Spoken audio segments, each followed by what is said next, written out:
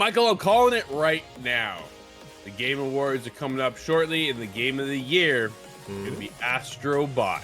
I'm telling you, I didn't think this was actually going to happen, but here we are. Astro Bot is 2024's highest rated standalone game so far, according to Metacritic. This is Jordan Midler over at BGC. Astro Bot is the highest rated standalone game in 2024, according to Metacritic. At the time of writing, the game currently holds a Metacritic score of 94, based on 100 critic reviews. This makes Astrobot the year's highest rated standalone game. It doesn't better Elden Ring's DLC, Shadow of the Erdtree, however, which currently holds a 95 score. That's DLC. Can that steal the Game of the Year? All right, questionable. Maybe? I don't think so. I don't think you can give it a DLC. That's not a game, right? That takes away from the title. That's okay. That's fair. That's fair. But in Elden Ring, Shadow of the Erdtree, it is almost like a standalone game. It is That's that true. That is true. That is also true. Oh, but below Astrobot, fellow PS5 exclusive Final Fantasy VII Rebirth holds a score of 92 on the aggregation platform, followed by Animal Well at 91, and dude, one of the most incredible games this year, Balatro at 90. If you are into poker like I am, I'm telling you, you gotta check that game out. BGC's review obviously holds it pretty high. So do we. Spoilers, Steve and I both gave it a 10. It is that good. Astrobot is one of the best games this year. So I now question what's next, right? I think this is where we kind of head into as we get into that Game of the Year discussion. What else can kind of beat that score? Erdtree, sure, different category though. I think, like you mentioned, right, being DLC, it is one of the higher rated games of the year. But when it comes to a full new release game, not DLC, but a game, Astrobot's taking the lead right now. Michael, can anything beat it? We got? Dude, do I even say it? Indiana Jones and the Great Circle. Do you see that beating Astrobot? No, I don't think so. Maybe Assassin's Creed if it knocks it out of the park, but even then, I think that one's really got to knock it out of the park. I feel like those games that are just sort of game after game, those long-term franchises really have to go crazy. This feels like, again, I'm curious how they rank Elden Ring. As you said, it's DLC, but it's also massive DLC, so I'm curious how they'll handle that, but it really feels like Astrobot, Balatro's got to be up there.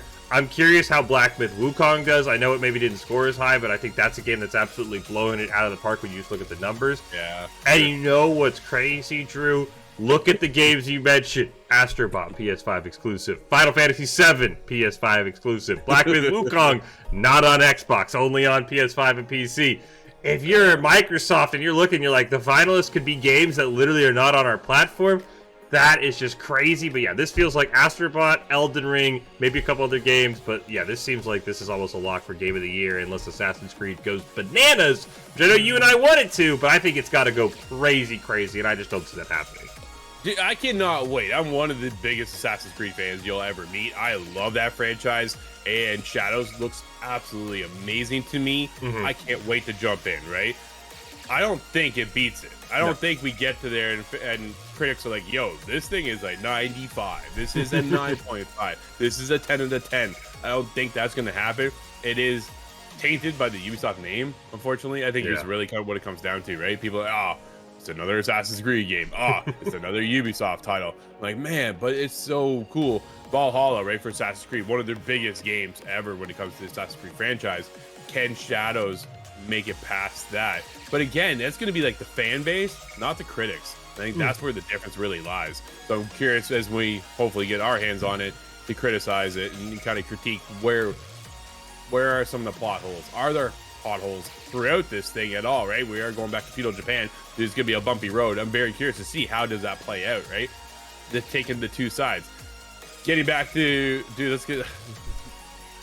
I'm so frustrated with Xbox. Dude, like, here's the year that you have the opportunity to shine, and you just flop the whole year, right? I'm sorry, but once again, we're going to make it to the Game Awards, and the Game of the Year discussion isn't going to have an Xbox title there presented. I guarantee it, dude. I almost guarantee that Indiana Jones, I think, will be a good game, but I don't think it's gonna be a fantastic game, like as mentioned, at the Game of the Year award ceremony. That's a problem. Yeah. Xbox has never made it there. What are they doing? More studios than ever, and they still can't achieve the ultimate goal to be a part of that conversation. Do they have good games? Yes, they do. Is it next year we have to wait for? Fable? Like, can Fable pull it off, man? I don't know. Just Xbox is all over the place. It's really disappointing as a fan of the industry. You want that competition to be on both sides, right? But dude, it's always just PlayStation or Nintendo dominating that conversation, and Xbox is just left behind in the dust. What are they doing over there? When are they going to figure this out?